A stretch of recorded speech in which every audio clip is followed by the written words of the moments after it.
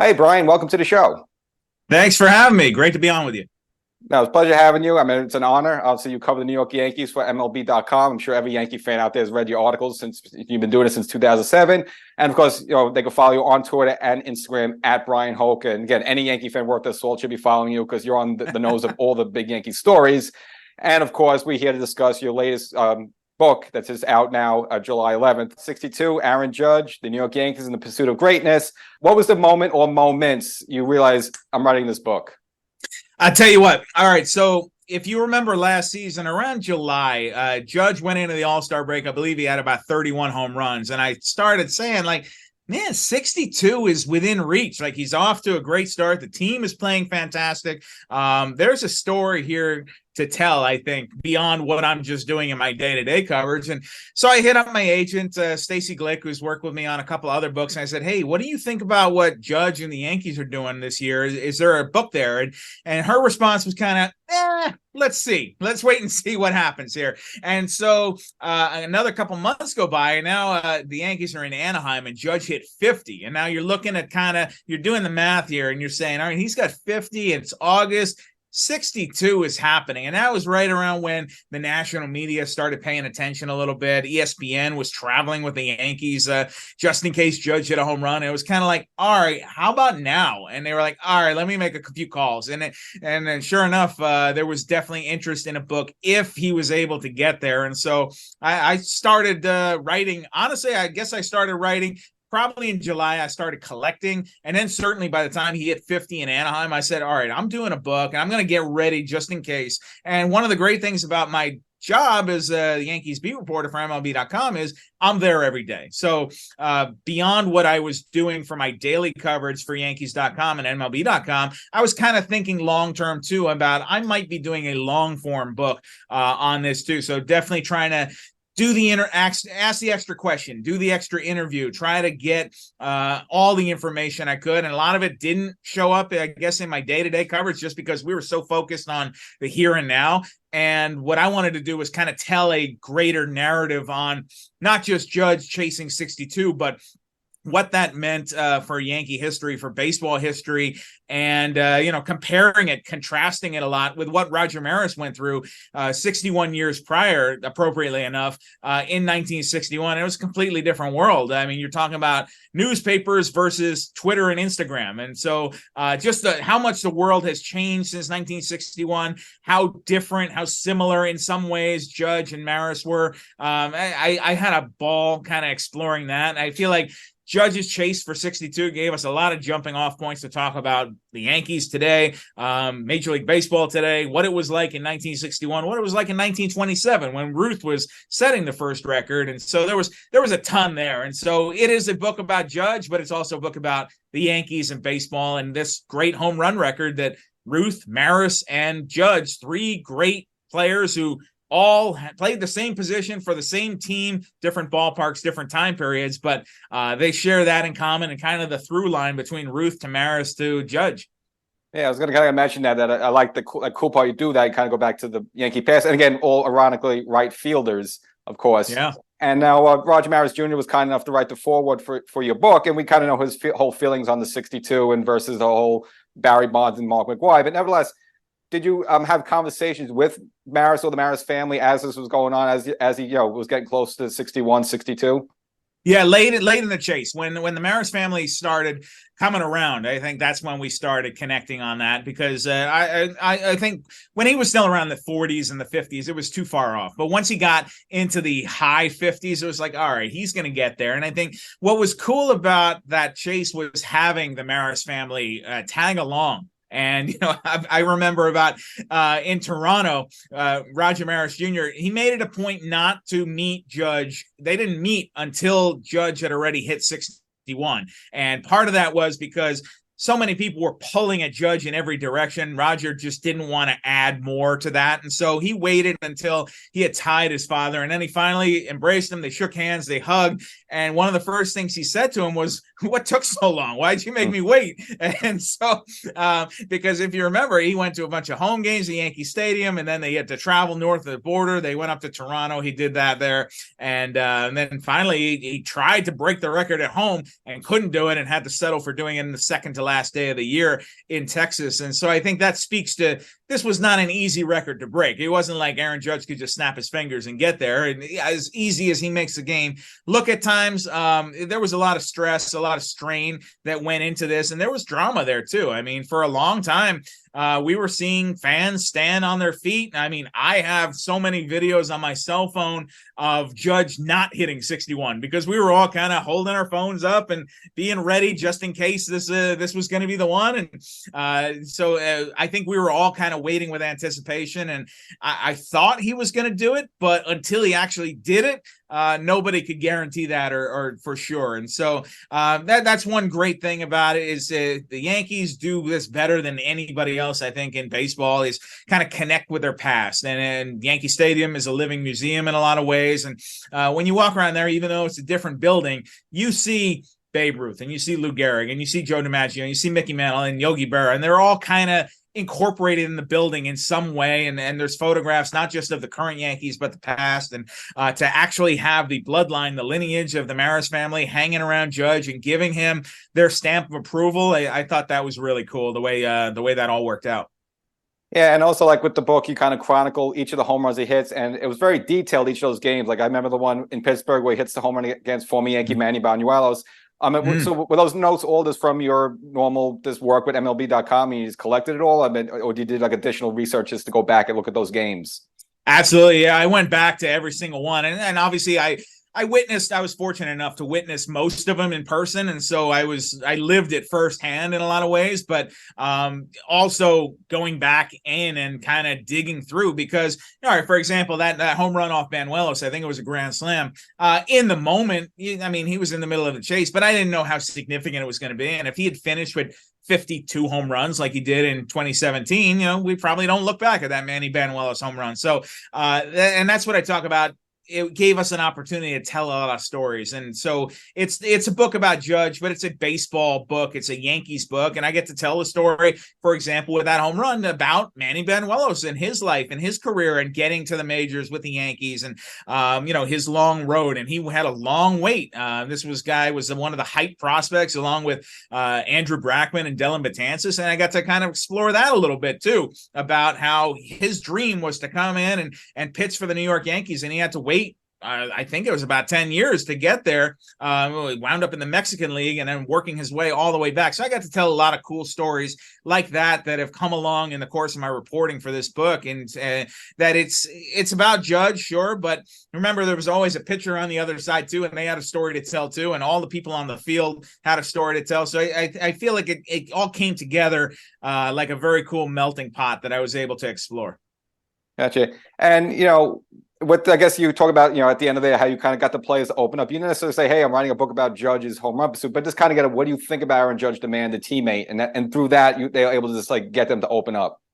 Yeah, I mean, that was part of it too. And then certainly once he had set the record and, my research for this continued through the offseason and even into spring training of this year. And so by the time I got to spring training and the contract was signed, I knew I was writing a book and I was kind of working in real time. And I was able to go around the clubhouse and say, all right, to guys, all right, hey, I'm doing a book on this. And so this is why I want to ask you about last June and last July and last August and kind of go back and retrace everything that they were going through as teammates cheering alongside him. And I think that one thing that sticks out to me about the chase compared to what Maris and Mantle went through in 1961 is that while Mantle and Maris were pushing each other and people were rooting for one or the other and most were pulling for Mickey, Judge was kind of by himself in this. And, the team was playing great in the first half. They fell off in the second half. Judge was one of the few reasons to keep watching that Yankee team as they went toward the postseason. And we all got caught up in that chase a little bit. And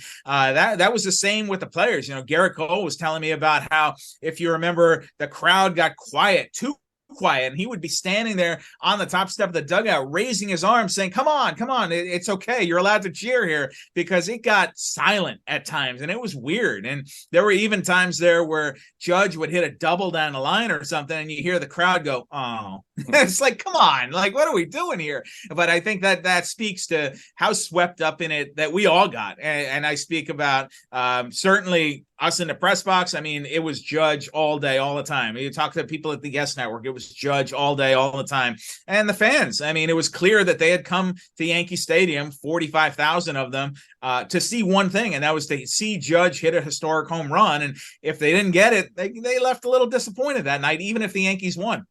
Yeah, I remember that. I went to a lot of those games towards the end. I remember the Baltimore series. Pittsburgh came to town for a couple of games. The Boston series there. Yeah, just kind of remember that. Just like you could hear like a pin drop, just like right. Every when the pitcher released the ball. Just again, just talking to you, I'm just bringing back all those memories now. Now, just kind of feeling that electricity. And also, what Yankee history, I think you did a great job, is just to explain how a guy could just go through this. I think you paralleled a little bit with Judge and how he was raised, and I almost saw like a connection with almost Jeter and how his parents raised him. And was that what you were trying to get across? There's definitely a connection there, yeah, and then obviously they're from different backgrounds. And Judge is adopted. He's he was raised by two school teachers in Northern California, and we know Jeter's career story about being raised in Kalamazoo, Michigan, and by Charles and Dorothy. And yeah, I think there's parallels there in that they were both raised in strong family units. And that's one thing that, obviously, of course, over the years, talking to Jeter and his family, that has come across in that. Look, they knew who was boss. Everything was kind of regimented in their way growing up, and they knew, Derek knew that he couldn't get away with stuff. He had to sign a contract with his dad to that he was going to keep his grades up, or else he couldn't play baseball. And there was a lot of that happening with Aaron Judge in Northern California too, in the mid to late '90s, and in that his parents were both school teachers. They were not going to allow him to do anything but put his studies first. And he told me a story about how, he would get frustrated with it at times. And we're talking about a very young Aaron Judge, probably 9 or 10 years old. And he would come home and he'd want to play video games, or he'd want to go out and ride bikes with his friends. And it was not until your homework is done. And so, he would come home and he would have to do that. And so I think that there's an echo there for sure of what Jeter's childhood was. And, I can draw a lot of parallels between them as Yankees captains. They're obviously completely different players. Derek was a shortstop who power was not his game. Judge has got the physique. He's an outfielder. Overwhelming power is his game. But I think that in terms of what they mean in that room, what they mean to this organization, what they mean in baseball in a lot of ways. I mean, they are both icons of Major League Baseball. And I think that if you're a fan of, I don't know, the St. Louis Cardinals, and I show you a picture of Derek Jeter or Aaron Judge, chances are you're probably going to know who that is. And that's not the case with some other teams and some other stars of this game. So I think the spotlight always shines brighter in the Bronx, and both these guys were built for it. They're different players, completely different players in a lot of ways, but their teammates looked to them to lead. They always did. They led by example. And I think that that's one thing I would say Jeter and Judge definitely have in common. Yeah, I feel like we're spoiled. Yankee fans are spoiled the way, Green Bay fans are spoiled, like going Brett Favre to Aaron Rodgers, and then back-to-back captains. We have Derek Jeter, and then now we get to Aaron Judge. And again, personality-wise, physically they're different, but they're the same. They're very humble, and again, that's why they're able to handle these big moments. This is the way Jeter used to handle big moments in the postseason. So definitely, I can see the lineage between the two of them there. So, yeah, no, I could definitely see that too. So, like you mentioned in the book, you kind of go past, 62 and you go into the postseason, which I was kind of surprised. I mean, it could have been very easily just ended 62, roll the credits, everything's great, but you kind of cover the postseason as well. And then into the next season where obviously he signs the big $360 million deal. What made you kind of just push through the playoffs, even though the playoffs are obviously, kind of a downer for Yankee fans? I'm not going to lie. I thought about it. The thought definitely crossed my mind, but I think that, yeah, to tie it up and say he hit 62 and hooray, everything's great. I thought that would be a easy way out. And that's not telling the complete story. And I think it is a big part of this story that he was spent by the end of the home run chase. It took so much out of him that he did not perform in the postseason. And I didn't want to gloss past that. And I didn't want to pretend that, all was honky dory in the Yankees world. And they went on to have a great playoffs, because they didn't. That Houston series was awful. If you're a Yankee fan, they got swept, and it didn't seem particularly close. And I remember showing up in Houston the first game of that. I think it was the workout day before the series. Oh, no, it was definitely game one. And I was talking to Brian Cashman that day, and he said, we're going to have to play a perfect series to win this. And I said, ooh, that's not a good sign. But it was a sign that they knew they didn't have DJ LeMahieu. They knew they didn't have Andrew Benintendi. They were playing short, and Houston was so good. And I think that is a more complete picture of where the Yankees organization was in 2022. They had this great star, the greatest player in the game. He was going to win the MVP, just set this fantastic record, and still you're the underdogs in the postseason. And I think that that is a more complete story of where the Yankees were. And I didn't want to look past the fact that they got swept, and it was an awful end to the season. But then also that allowed me the jumping off point there into, all right, this was all taking place in the backdrop of a contract push. And he had been offered $213.5 million and turned it down on opening day. And I remember being in the press conference, I wrote down that number in my notepad and I looked at it and I said, it's a pretty good offer. I think I might have taken that. And Judge said, no, I'm going to bet on myself. I'm going out there. I'm going to have a great season, and I'm going to get paid like Mike Trout.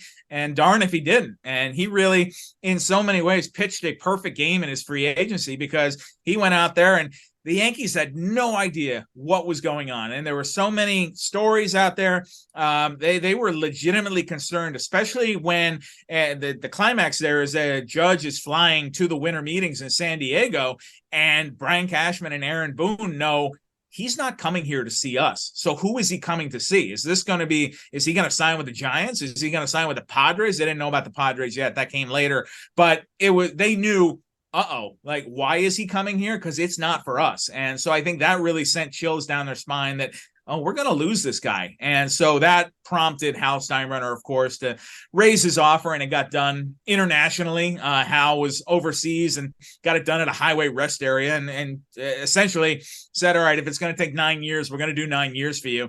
And oh, by the way, Thurman Munson was my favorite player growing up, and I'd like to make him the captain just like you were. So it wasn't part of the negotiation. It was kind of a cherry on top after Judge had already said okay. But you can't tell the story without that part of it, because that's a huge part of it, the contract push, and then Judge, of course, being named captain at that press conference in New York.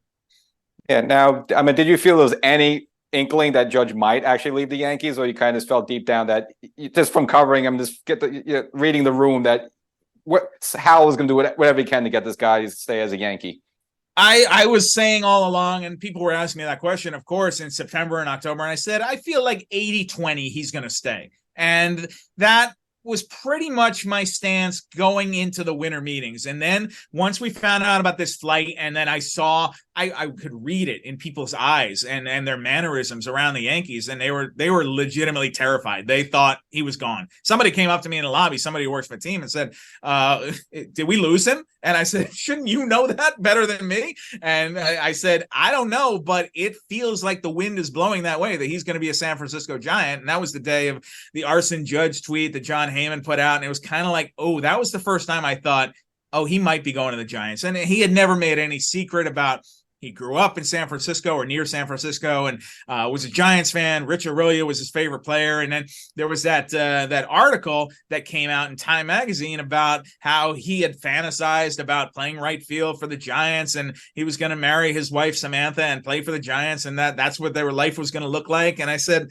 where is this all coming from? And it was a great smokescreen, honestly, in that contract negotiations, because I believe all of that put together prompted the Yankees to say, okay, we cannot let this guy go. Aaron Judge has to retire Yankee. He's a generational talent, and he has to stay. And whatever the contract is, we'll deal with it later. Gotcha. And then actually, surprisingly, it's not the first time Judge bet on himself. You tell a great story. I'm not going to get into detail, but after the 2016 season, he wasn't happy to his swing, so he kind of went outside the organization, and obviously, the current organization didn't like that. But actually, Judge was right. I mean, so really, no one should be surprised that Judge kind of, again, betting against himself in a way, but coming out victorious. Yeah, no, for sure. I think that that speaks to how driven he is, because you're right. That was in 2016, he had kind of found this swing guru who had helped him out, Richard Shank, and kind of overhauled his swing a little bit, helped him with something they call launch quickness and getting to the ball quicker. And if you look back at Judge in 2016, he came up, he had 179, he struck out a ton, and it did not look impressive. Yeah, he hit a home run in his first at bat, but other than that, there weren't very many highlights. And it was kind of like, all right, this could go one of two ways for this kid here. And, yeah, he's got an impressive physique, and, you can dream on it a little bit, but if he's going to hit 179, this isn't going to work. And so, yeah, he went outside the organization and kind of found this guy who based in Missouri who overhauled his swing a little bit. And you're right, the Yankees hitting coaches, they were not buying into this at all. And Joe Girardi didn't like it. They thought he was listening to the wrong people, and they would have much preferred, hey, listen to our guys. We're professionals. We know what we're doing. This guy runs a billiards hall in St. Peters, Missouri. But darn if it didn't work. And he had found something in his basement, kind of trying to mimic Barry Bonds' swing. And I can't say it would work for everybody. I don't think that it would work for me if I went to Richard Shank in Missouri, but it worked for Aaron Judge, no doubt. And I think it's helped make him the player he is. So he's willing to take chances, I think. And he's obviously got the personality where seems like the nicest guy in the room, but don't cross him and don't challenge him, I think, because he's got that fire in him. And I was talking to his college coach there, said, he's going to rip your heart out in a game competition, in a situation. Like, don't mess with this kid, because he's got a second gear inside him that he's out there to tear you apart, and he's going to win at the end of the day. Yeah. Now, fans and readers can also visit your personal website. It's Bryan-Hoch.com, and it lists your previous titles and kind of tie that in with one of your books you did on the baby bombers, which, Judge in that group. Now, talk about the Yankee coaches, and again, it could be all coincidence, but we remember Gary Sanchez came to the scene. We had Gleyber Torres looking great early on, and then kind of their careers kind of went up and down a little bit. I mean, you think there's something to be said about that with this, like the development of these players, or it's just that was a totally different situation? Judge is a unique player. Judge is definitely going to be the star of that baby bombers era for forever. And, it's up and down. And Gary had his moments where you thought, hey, it's a power hitting catcher who's hitting 30-something home runs a year, but obviously didn't work out that way. And Severino, you wonder what it would have looked like if he could have stayed healthy. And Greg Bird obviously never was able to put it together. And so that whole baby bombers era, I think, underscores how difficult it is to raise talent, to produce talent. And, you've got Judge, who's one of the great players in this game. And it's unfortunate that he's hurt right now and can't go to the All-Star game or can't play in the All-Star game, but he would have been there. And I think that those don't come along every day. There's a reason that they're so special. And so, you look back on that baby bombers era, and I feel like they missed a window there. There's no doubt about it. And I think that when you got to that Game 7 in Houston in 2017, and they were banging on the doorstep of the World Series, and say whatever you want about the 2017 Astros, and we don't have to go over all that, but it felt like they were so close. And then for them to kind of take a step backwards and never get that close again, part of it is, I think, the change in manager there, that you bring in Aaron Boone, and you think, all right, Boone's going to get them over the top because he can talk to these guys the way that Girardi can't. And then instead they kind of backslid a little bit, and in 2018, it's the Red Sox. In 2019, it's the Astros again. And then, the pandemic season in 2020. And they just haven't been able to get back to that point. And so, it's 14 years and counting now since the Yankees have played in a World Series. That's unacceptable, I think, by Yankee standards, and probably it should be by any team standards, but certainly by Yankee standards. And I think that, the fans deserve a team that can get back to the World Series. And I thought they were going to get there with that 2017 crew, because that was a fun team to cover. And, it's unfortunate they backslid a little bit. 2019, they got close, but they've never gotten closer since then.